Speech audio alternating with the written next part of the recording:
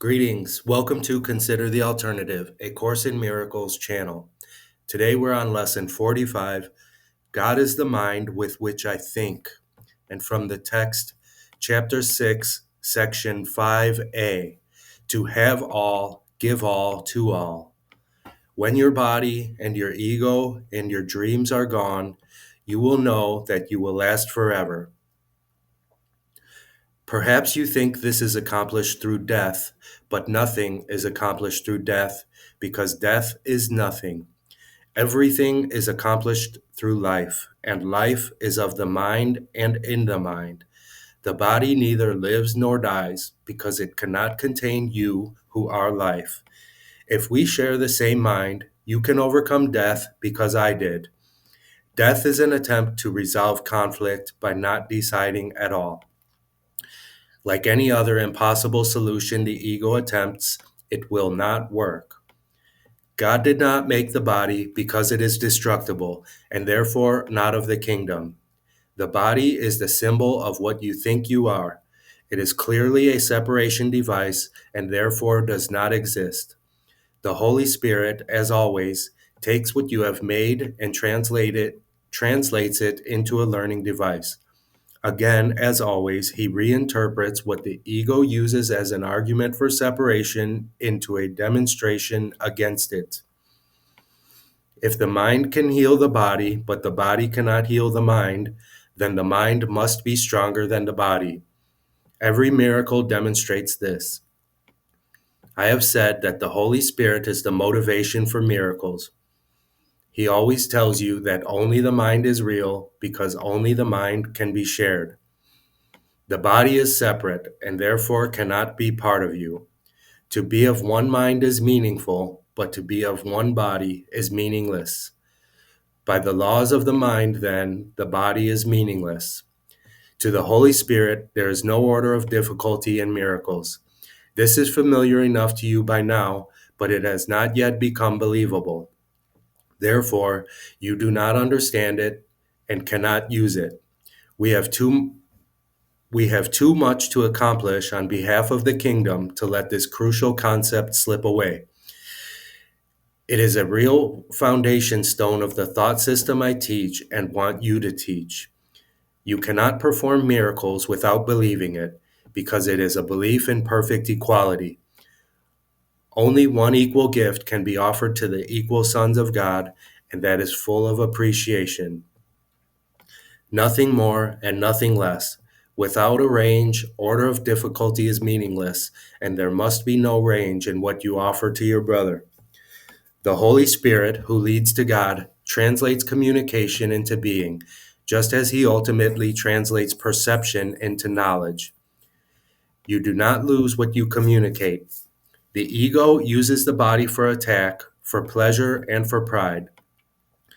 The insanity of this perception makes it a fearful one indeed. The Holy Spirit sees the body only as a means of communication, and because communicating is sharing, it becomes communion.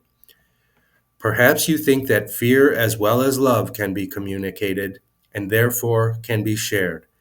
Yet, this is not so real as it may appear. Those who communicate fear are promoting attack, and attack always breaks communication, making it impossible. Egos do join together in temporary allegiance, but always for what each one can get separately. The Holy Spirit communicates only what each one can give to all. He never takes anything back because he wants you to keep it. Therefore, his teaching begins with the lesson to have all, give all to all. This is a very preliminary step and the only one you must take for yourself. It is not even necessary that you complete this step yourself, but it is necessary that you turn in that direction. Having chosen to go that way, you place yourself in charge of the journey, where you and only you must remain. This step may appear to exacerbate conflict rather than to resolve it, because it is the beginning step in reversing your perception and turning it right side up. This conflicts with the upside down perception you have not yet abandoned, or the change in direction would not have been necessary. Some remain at this step for a long time, experiencing very acute conflict. At this point, they may try to accept the conflict rather than take the next step towards its resolution. Having taken the first step, however, they will be helped. Once they have chosen what they cannot complete alone, they are no longer alone. The lessons of the Holy Spirit: to have all, give all to all. Lesson 45. God is the mind with which I think. Today's idea holds the key to what your real thoughts are. They are nothing that you think, just as nothing that you think you see is related to vision in any way.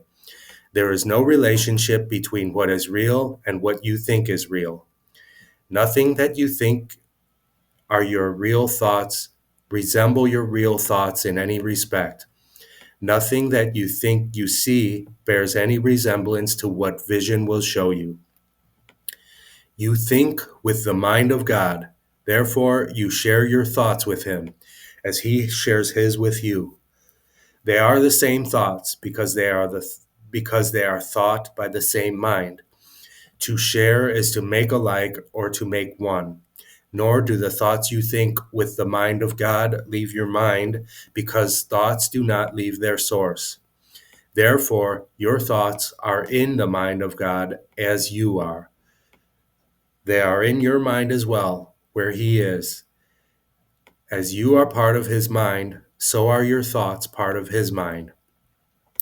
Where then are your real thoughts? Today we will attempt to reach them. We will have to look for them in your mind because that is where they are. They must still be there because they cannot have left their source. What is thought by the mind of God is eternal, being part of creation. Our 3 5-minute practice periods for today will take the same general form that we used in applying yesterday's idea. We will attempt to leave the unreal and seek for the real. We will deny the world in favor of truth. We will not let the thoughts of the world hold us back. We will not let the beliefs of the world tell us that what God would have us do is impossible. Instead, we will try to recognize that only what God would have us do is possible. We will also try to understand that only what God would have us do is what we want to do. And we will also try to remember that we cannot fail in doing what he would have us do. There is every reason to feel confident that we will succeed today. It is the will of God. Begin the exercises for today by repeating the idea to yourself, closing your eyes as you do.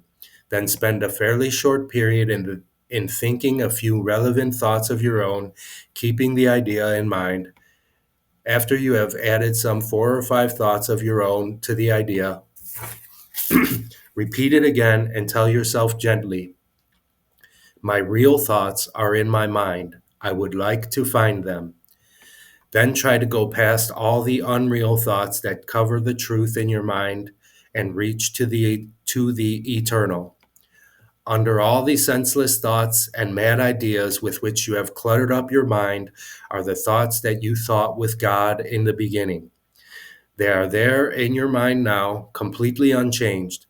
They will always be in your mind exactly as they always were.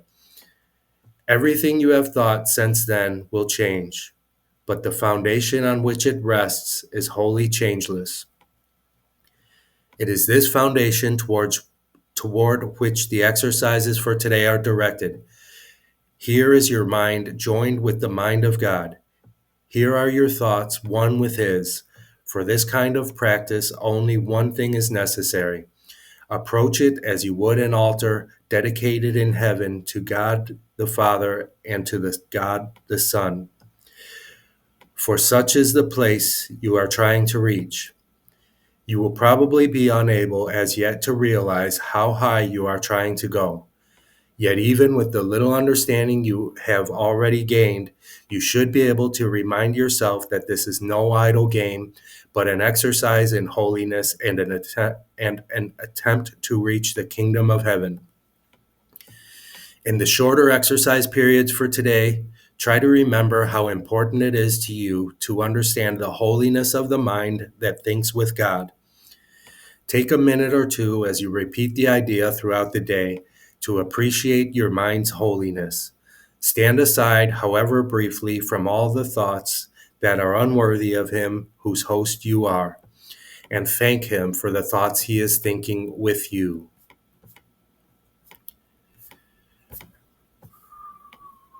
3 5-minute practice periods, adding your own ideas that go with the thoughts.